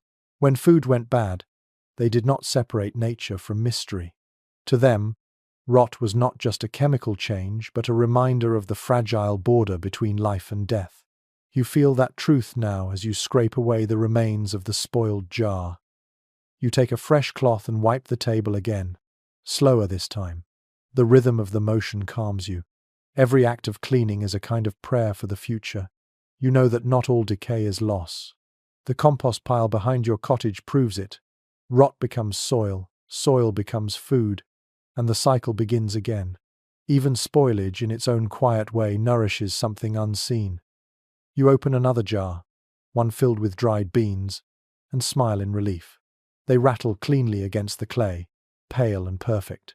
You run your hand through them, feeling their smoothness. They smell faintly of earth and patience. The sound they make reminds you of rain falling on thatched roofs. These small successes restore your spirit. A curious superstition among farmers says that if you dream of mold, it means new growth will come soon. You hope it is true. The dream you had last night was full of green shoots pushing through dark soil. Perhaps the spoiled jar was simply a sign that the world is ready to begin again. As the light fades, you sweep the floor and add the spoiled vegetables to the compost pile outside. The air is cool and sweet, the horizon painted in pink and grey. You stand for a moment, breathing in the scent of thawing ground. It smells like renewal, not ruin. You return inside and sit near the fire, feeling tired but satisfied. Around you, the shelves stand tall again, clean and steady. You glance toward the empty space where the spoiled jar once Saturday. It feels like a lesson rather than a loss. Modern researchers note that even the smallest acts of preservation in your time taught people resilience. Each jar opened, each meal saved or lost, shaped knowledge that would one day become science. You smile softly at that thought, unaware of the centuries to come, but proud of your quiet work. You stretch your hands toward the fire and close your eyes. The crackle of wood fills the room. Somewhere outside, a dog barks once and then falls silent. You let the warmth sink deep into your bones. Decay will always return, but so will growth. The two belong to each other, and you belong to both. Morning light spills through the cracks in the shutters, soft and golden, dust dancing in the beams. The smell of bread baking drifts from the hearth, warm and yeasty, wrapping around you like a gentle hug. Outside, roosters call and children shout in the distance. Life is stirring again, and the village hums with quiet energy. Today is market day, and that means cooking together. You tie your cloak and step into the cool air. The ground is still damp from last night's rain. Along the path, neighbors carry baskets filled with turnips, smoked fish, and dried beans. The air is alive with chatter, the rhythm of trade and friendship. You follow them toward the square where a large fire already burns. The scent of smoke and roasting meat reaches you long before you arrive. Historical records from manorial towns reveal that communal cooking was a cornerstone of rural life. People shared ovens, fires, and tools, turning scarcity into abundance. One person's leftover fat flavored another's stew. Every scrap mattered.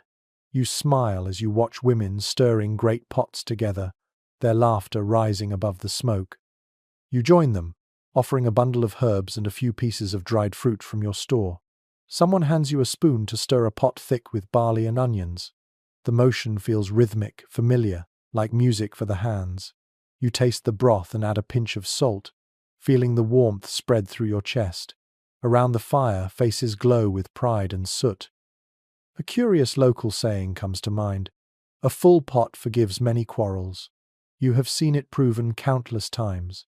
Even neighbors who argued over fences or wandering chickens find peace around shared food. There is magic in a stew that belongs to everyone. Hunger, after all, does not care who stirred the pot. You look across the square and spot a group of children feeding pigs near a pen. The animals grunt contentedly, their pink snouts shiny with scraps. Every peel, bone, and crumb has a purpose. Nothing is wasted. Even smoke has its place. Some of the women hold lids above the fire, catching the dark soot that gathers there. Later, it will be mixed with fat to make soap. You marvel at how the rhythm of survival turns waste into worth. Archaeologists studying rural settlements have found traces of shared cooking pits, their layers of ash mingled with bones, herbs, and bits of pottery. These were not grand feasts, but quiet gatherings, daily rituals that held communities together. The evidence shows what stories cannot always capture: companionship written into the soil. An old man nearby tells a story as he stirs his own pot. He speaks of a winter long ago when the village nearly starved. One family shared their last loaf of bread, and by morning, the grain merchant arrived unexpectedly with new supplies. Some call it coincidence, others call it providence. You prefer to call it kindness multiplied. Modern historians often describe medieval villages as systems of interdependence. Each household contributed to the survival of all. The blacksmith's fire-heated bread, the potter's kiln-warmed walls. Your stew today carries the flavor of that truth. Every spoonful holds the work of many hands. The air grows thicker with the scent of food and smoke. You ladle portions into wooden bowls, passing them around. The sound of thanks fills the square. Steam curls upward, and for a moment, you feel suspended between hunger and satisfaction, between labor and rest. This is what preservation was always meant to do, to make generosity possible. As the meal ends, the women rinse their pots with water from the well, laughing at the stubborn soot that clings to everything. Someone strums a small lute, and a few voices hum along. The fire burns lower, crackling softly, its smoke rising into the blue sky like a gentle prayer. A traveler visiting your village might see only simplicity here, but you see artistry. The timing, the seasoning, the quiet coordination, it is a living performance of care. The firelight catches faces lined with both exhaustion and pride. Everyone here has known hunger, and that memory has shaped the way you share. When you return home, your clothes smell of smoke and herbs. You leave your shoes by the door and sit by your own hearth, stirring the smaller pot left for later. The cottage feels quiet after the laughter of the market, but the silence is kind. You take a sip from your bowl and smile at the thought that the same meal has fed every house in the village tonight. Before bed, you scrape the last bits from the pot and toss them to your hens outside. Their soft clucking sounds like gratitude. You pause, looking up at the stars. In their cold, distant glow, you think of the fire that still burns faintly in the square, the smoke drifting upward like a thread tying the village together. You close your eyes, warmed by the thought that as long as people cook together, no one is ever truly alone. The next morning dawns soft and grey. A thin fog hovers over the fields, and everything feels damp to the touch. You sit near the hearth, your breath forming small clouds in the cool air, and you watch a pot of milk warming slowly over the fire. It trembles just at the edge of boiling, and you think of how fragile it is. So much of your life depends on this fragile balance between warmth and spoilage, between change and decay. You stir the milk gently, remembering all the ways your hands have learned to keep food alive. Salt, smoke, vinegar, air, time, and now heat. Each method is a kind of language, one that speaks without words. You are not a scholar, yet you understand chemistry better than anyone could explain it to you. You have watched meat darken in smoke, dough rise in warmth, wine turn to vinegar, and milk turn to curds. Every transformation carries a pattern, something the eye learns long before the mind can name it. Writings from early physicians describe preservation as a matter of temperament. They believed that heat, moisture, and dryness each held spirits of their own, and the balance between them determined whether food would live or die. You have no use for such philosophy, but you respect the idea. It feels true in its own poetic way. You lift the pot and pour the warm milk into a small clay jar. The smell is soft and clean. Soon, you will set it near the fire to sour into buttermilk. You smile at the thought of it thickening overnight, guided by nothing more than the invisible life that floats through the air. The same unseen helpers have always been with you, though no one in your time knows their name. Modern scientists would one day call them bacteria, but you know them only as friends you must treat kindly. If the air is too cold, they sleep. If it is too hot, they die. You have learned their moods through trial and error, not study. To you, this is less science than companionship. A curious belief persists among your neighbors that food can sense intention. If you rush or curse while cooking, they say, the milk will curdle badly, or the bread will fail to rise. So you work slowly and gently, keeping your thoughts steady. Whether the belief is true or not, you find peace in its practice. Your food seems to respond to kindness, and perhaps that is reason enough. You glance around your cottage, seeing each preserved item resting quietly in its place. Barrels of salted meat, jars of vinegar, baskets of dried fruit, and pots of honey form a chorus of patience. Together, they remind you that knowledge often grows from observation more than explanation. Generations have worked by instinct, building a body of wisdom as solid as the stones beneath your feet. Archaeological studies of medieval settlements reveal traces of soot, salt, and yeast embedded in walls and pottery shards. Even after centuries, those residues still whisper the same story, that life endured not through invention, but through repetition. The art of survival has always been practiced by people who never called themselves scientists. You step outside for a moment, letting the fog touch your face. The smell of damp earth rises, mingling with the scent of your hearth fire. You think of how the world itself is one vast cycle of preservation and decay, forever balancing. The frost preserves the soil, the sun releases it. Rivers clean themselves as they flow, and seeds sleep in frozen ground waiting for warmth. You are part of the same pattern, both creator and caretaker. An old saying comes to mind, one your father used to repeat, "Food remembers the hands that made it." You believe it now more than ever. Each loaf, each jar, each piece of cured meat carries a small part of your story. The salt bears your sweat, the smoke holds your breath. Even when you are gone, the knowledge will stay in the food itself, passed on to whoever learns by watching, as you once did. As evening settles, you sit by the hearth again, stirring a pot of broth just to hear its gentle bubbling.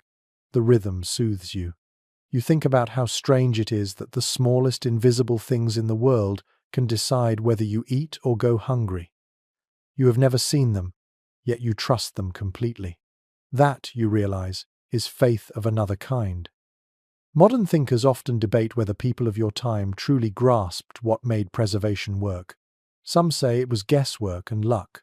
Others argue that centuries of practice built an unspoken science that needed no formal name. You do not care who is right. For you, knowledge lives in your senses. The smell of safe food, the feel of cool cellars, the sound of brine bubbling. These are truths that no book could teach. The fire burns low, painting the walls in amber light. You lean back and listen to the faint hiss from the jar of milk as it begins to change. Tomorrow it will be thicker, richer, ready for the next meal. You smile, warmed by the thought that life, even when unseen, continues its quiet work. You close your eyes, the air thick with the scent of smoke and warmth, and drift into sleep, trusting that your invisible allies will finish what you began.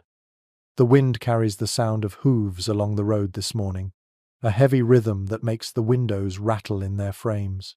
You step outside and see a line of carts moving slowly through the mud, their wheels sunk deep, their sides heavy with grain. Each barrel and sack belongs not to the farmers who harvested it, but to the Lord who owns the land. You watch in silence, knowing what this procession means. The season of storing has ended, and now the season of counting begins. You follow the road a little way, your feet squelching in the soft earth. The air smells of wet straw and cold iron. The men walking beside the carts wear rough wool and serious faces. Some carry ledgers and quills, their ink pots swinging from belts like charms. The steward rides ahead, checking each load, making sure no one has kept more than their due. For peasants, preservation is survival. For nobles, it is power. Old manorial rolls, still kept in dusty chests, record every grain weighed and every cask sealed under the Lord's authority. The entries read like a language of control. Measures, portions, taxes in kind. A full granary means wealth, and wealth means influence. Whoever commands the food commands the people. You can feel that truth as plainly as the chill air on your face. You walk back toward the village and past the communal oven. The baker's wife stands outside, her arms dusted with flour, watching the carts too. She sighs, muttering that the steward will take more than his share. You nod in sympathy. Everyone knows the rhythm of hunger is not determined only by weather, but by ownership. A curious rumor often circulates on days like this. Some say the Lord's granaries never truly empty, that their rats are fatter than the peasants who work the fields. Whether true or not, the image makes you laugh softly, a bitter kind of humor that keeps spirits alive. You stop by the well and draw a bucket of water, your reflection trembling in the surface. For a moment, you imagine what it would be like to have a cellar so vast that you never worry about the next meal. Then you shake the thought away. You would rather live with hunger and freedom than fullness bound by someone else's command. Chroniclers of the late Middle Ages noted how famines often deepened not from failed harvests but from hoarded stores. Lords locked away their grain to raise prices, while villagers bartered tools and clothing just to buy back the food they had grown. In that cruel equation, preservation became weapon instead of shield. Yet not all power is cruel. You remember stories of good stewards who opened their barns in lean years, feeding whole parishes from their stores. Some even left their gates open at night, so the poorest could take what they needed unseen. People still light candles for them during the winter fasts, whispering their names with reverence. You find hope in that memory, proof that mercy, like salt, can preserve goodness as surely as food. Modern researchers studying medieval economies often describe storage as the first true system of wealth. Coin could be stolen or devalued, but grain was life itself. Every political decision began and ended with what could be eaten or withheld. You smile at the irony that the humblest act, putting food away for later, became the foundation of power. You step inside your cottage again, closing the door against the cold. Your shelves look modest beside the memory of the manor's granary, yet you feel a quiet pride. Each jar, each sack, each crumb of dried fruit was earned by your own hands. No ledger keeps track of your meals. No steward weighs your labor. Your wealth fits inside your home, and that feels like freedom. A curious local story tells of a woman who once fooled the tax collectors by sealing her jars with a mixture of wax and clay, so heavy that they believed them full even when half empty. They took her tribute and left her enough to last the winter. You grin at the thought. Cleverness, you decide, is another kind of preservation. As dusk falls, the last of the carts disappears down the road toward the manor.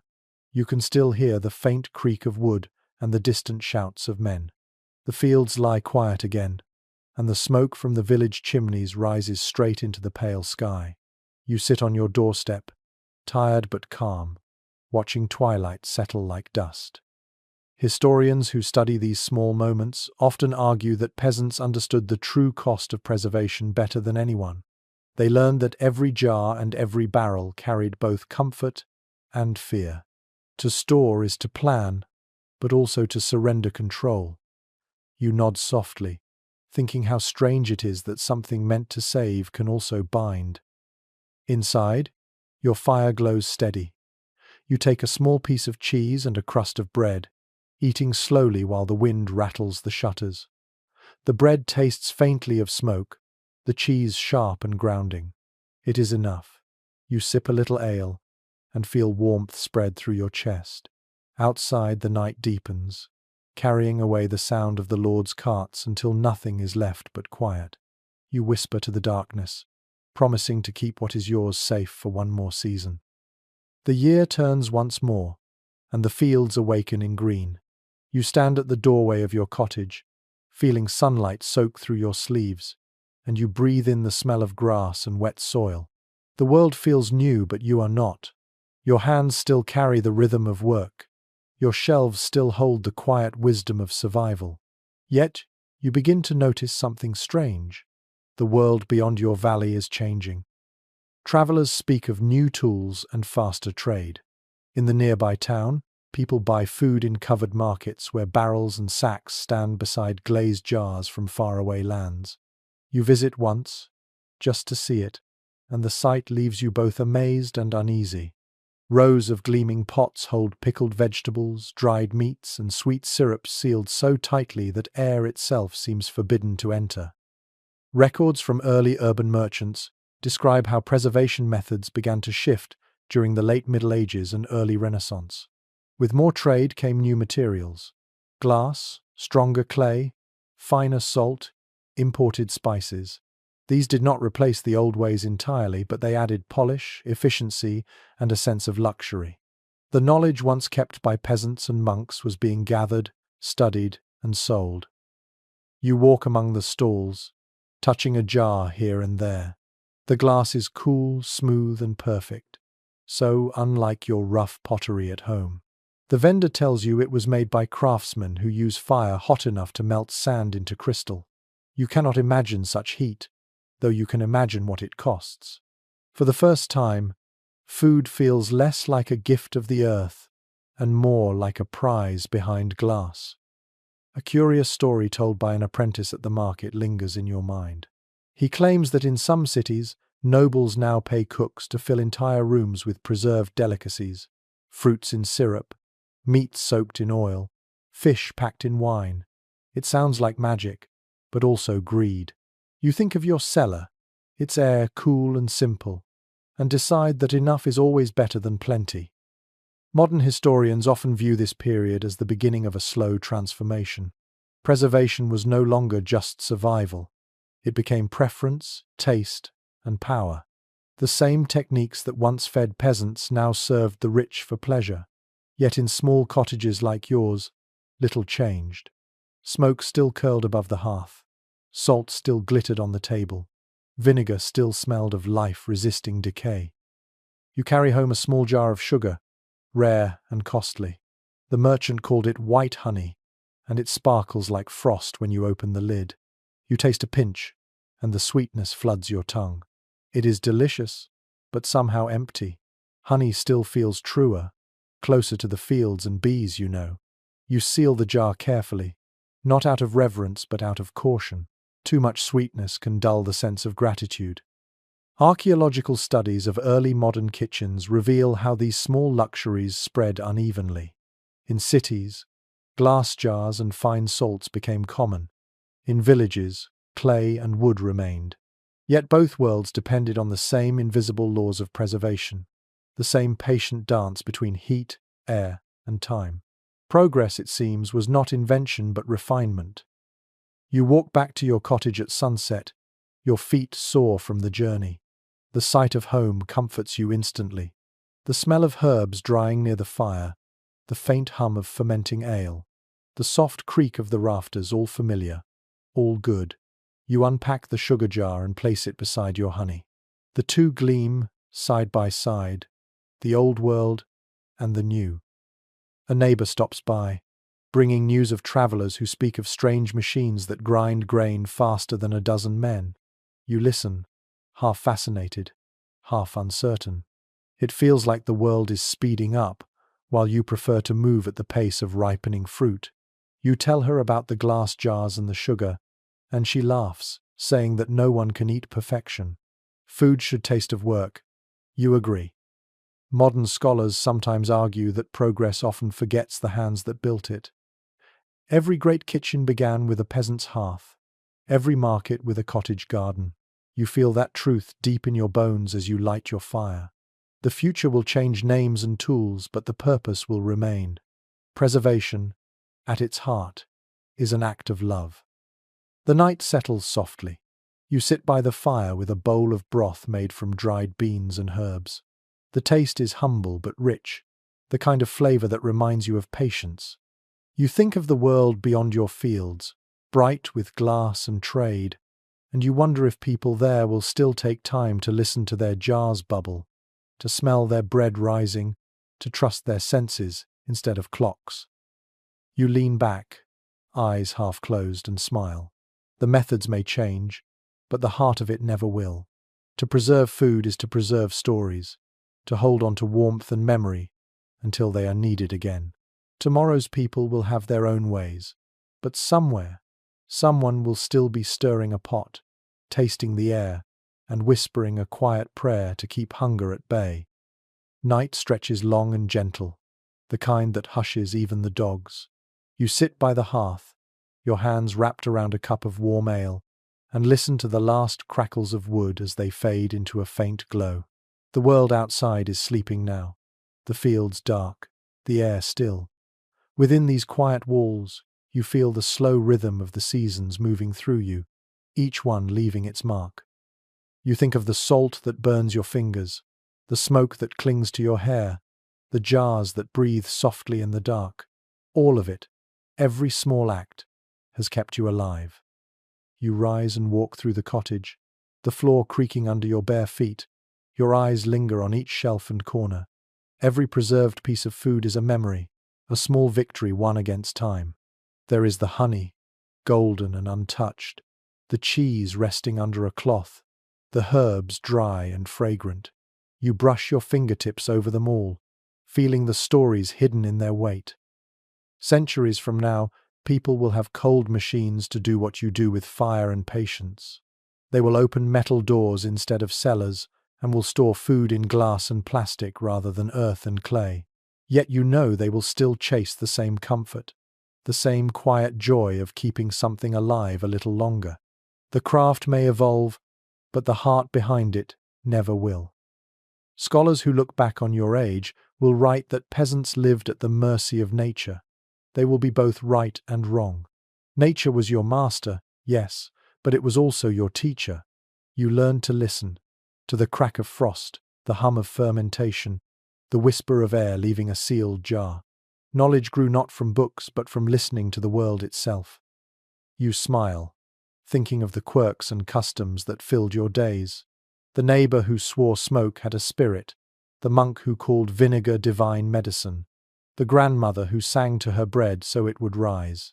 Some would call these superstitions, yet to you they were simply trust in the unseen.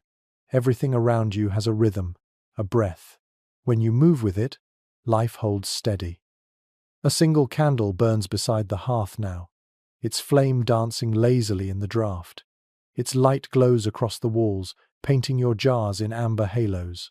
You breathe in deeply, the air rich with the scent of wood and herbs. There is peace in this stillness, a rare calm that comes only when all the work is done. Outside, the wind sighs through the cracks like a lullaby. Modern thinkers may study your methods and call them primitive, yet the truth is far more tender. You did not just preserve food, you preserved time itself. Each grain of salt, each thread of smoke, each drop of honey has held a piece of a season, a fragment of sunlight, a moment of labor and love. What could be more human than that? You sit down once more, stretching your legs toward the dying fire. The warmth against your skin feels like an old friend. You think of the people who will come after you, who will never taste your stew or smell your smoke, yet who will inherit your patience. They will not know your name, but they will live because you learned to make time wait. You close your eyes and listen. The fire murmurs softly. The beams above creak as they settle, and from outside comes the faint hoot of an owl. Every sound feels sacred. The night no longer seems empty. It is full of breath and memory. You whisper a small thanks, unsure to whom, but meaning it all the same. Your head grows heavy, and the world softens at the edges. The candle flickers lower. You imagine the fields sleeping under frost, the jars resting in their cool corners, the quiet hum of life continuing unseen. Preservation has always been about faith, faith that tomorrow will come, that hunger will fade, that warmth will return. The fire sighs one last time, a long glowing breath that fades into stillness. You feel your body grow lighter, your thoughts slower. softer. The room around you settles into quiet, as if holding its own breath. Now, let the night take you gently. Feel the air cooling, the heartbeat of the earth steady beneath your floor. The world is safe for now. The jars are sealed, the shelves are full, and the stars are keeping watch outside. Let your breath slow, your thoughts drift, your hands rest. Sleep now, traveler of old seasons. Tomorrow waits patiently, as it always has. The fire has gone out completely, and the room rests in soft shadow. The air feels cool against your skin, but it is not unfriendly. Somewhere beyond the window, a faint breeze carries the scent of night flowers. You listen to it and feel your heartbeat match its rhythm. Everything you have done, every task that filled your days, has led to this simple peace. The jars, the barrels, the herbs, the salt, they are all silent now, yet you can almost hear them breathing, as though time itself sleeps within them. It is a quiet reminder that life does not end when the world grows still. It simply waits, patient and unafraid. You lie down on your straw bed and pull the blanket to your chin. The faint taste of honey lingers on your tongue, and the memory of the fire's warmth still hums against your hands. You feel smaller now, but not in a lonely way, only as part of something vast and kind. The same earth that holds your cellar also holds your dreams. Breathe slowly. Let your thoughts grow distant, like the fields fading beneath the mist. The lessons of your day will keep themselves. The salt will hold its promise. The smoke will guard your food, and the night will keep your rest. The stars outside shimmer like candlelight, and the quiet deepens until it feels endless. You float within it, light and safe. The world is whole, and you are part of it. Sleep finds you gently, as if wrapping you in the same patience that preserves everything worth keeping. Good night, traveler. Rest well. Tomorrow will rise warm and golden, and all that you have saved will be waiting for you.